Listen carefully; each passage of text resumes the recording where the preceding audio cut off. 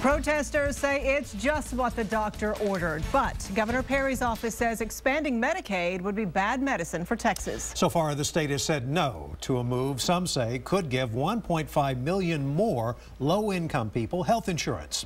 Right now, Medicaid covers about 3.3 million Texans. KXAN's political reporter Josh Hinkle tells us that topic caused quite a commotion at the state capitol today.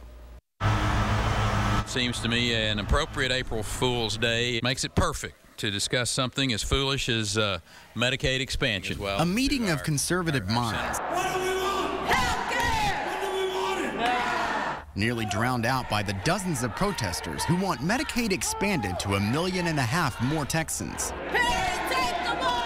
Governor Perry argues spending money on what he calls a broken system would only bankrupt the state. Money that could go to roads, police, education. It's not the solution. Republicans instead want a block grant and flexibility to deal with Medicaid as Texas chooses. The federal government is much like an unscrupulous individual trying to convince a junior high kid to start smoking. The one way that won't work is the blockheaded approach of block granting all federal Medicaid funds to Texas. Down the hall, Democrats shot back, urging a way to work with Washington on a solution that fits the state, but makes sure the money goes where it should. This state doesn't have the best track record with this leadership in just taking money and simply using it to do what it wants. Expanding Medicaid is not a solution.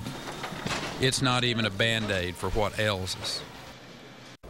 This comes the same week the House will take up the state's budget for the next 2 years. Right now, Perry says the Medicaid takes up about 1/4 of that budget, and if Texas took the expansion, it would make up about 1/3. Josh Hinkle, KXAN News.